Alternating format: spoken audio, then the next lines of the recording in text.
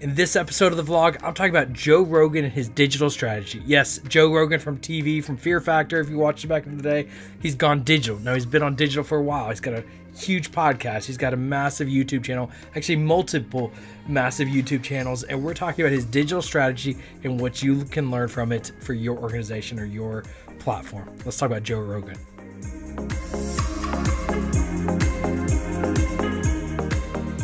Hey guys, I'm Nils Smith, your social media guide, and we're talking about Joe Rogan.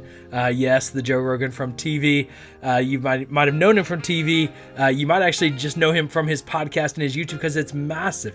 His podcast continues to sit on the top charts of all podcasts. He's been podcasting for a long time, and I think there's a ton of things we can learn from him. And I think one of the biggest things we can learn, before I even get into my list of things to learn, I'm going to say is that he got in early. You know, he saw a trend coming. He was in traditional media, and he got ahead of digital media, launching a podcast early, launching YouTube early, and putting out lots of great content. So let's talk about the things that we can learn from Joe Rogan that can apply to our digital strategy, whatever it is that you're doing online, whatever platform you're looking to build.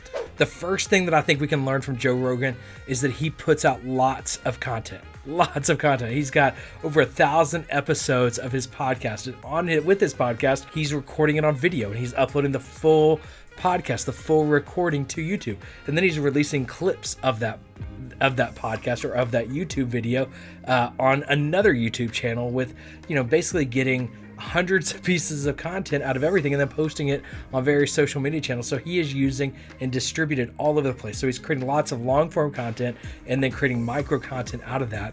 And so at the core of his social media strategy, or his digital strategy, is he's creating lots of content. And so that's a massive thing for us to learn, is we can't have a digital strategy that is just like little pieces.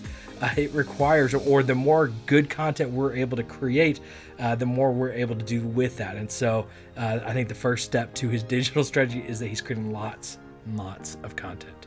The second thing that we can learn from Joe Rogan's strategy is that his content is native for each platform. And so his podcast is made for the medium of podcasting, but they're recording it on video, and then when they distribute it on video, it is distributed natively for that platform. And so a lot of times what you'll see in other people's digital strategy is, oh, that they just kind of like threw that up, and it's basically like an Instagram post that they're putting on Twitter, and you notice that people realize that and they disengage when you're not natively engaging on each platform individually. And so this isn't just like create one thing and post it everywhere.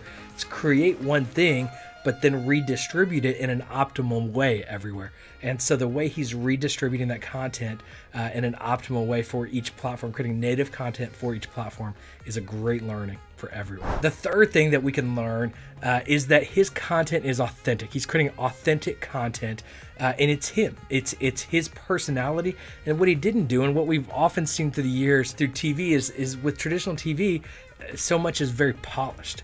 And because you're limited to certain, you know, you really want to maximize that moment and with the window that you have. Because he's creating so much content, he's able to really just be himself. And he doesn't have restrictions that he had in traditional broadcast television, that he now is able to just fully be himself. And it's very raw, which engages more effectively in that medium of podcasting and engages more natively in the medium of YouTube. So while he's now actually has a mass audience on these digital platforms, he's also true to himself. It's very authentic content.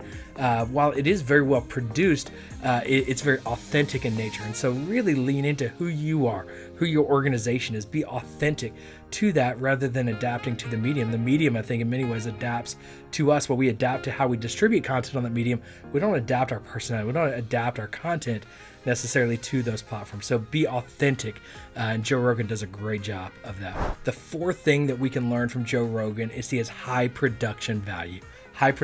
And so when you're listening to his podcast, he's using good microphones. He's post-editing that content, and so it sounds like it's radio quality. Or when you watch his video on YouTube, while there's not a ton of cameras and there's just a couple of camera angles, they're using high quality cameras to capture that, and they're post-editing it. And so it looks like it could be on television. It looks like it could be on radio. And so they are not just pulling out their iPhone and hooking up a quick microphone to it. Now that might be where you start, but when you're beginning to engage further, continue to up your quality, your production quality at everything you're doing. And so that might be just getting a little lens you put on your iPhone, or maybe a microphone you connect to your iPhone, and you're improving the quality in that way just from the native device. Or it's getting a Blue Yeti microphone, or it's getting a DSLR camera or mirrorless camera or 4K camera.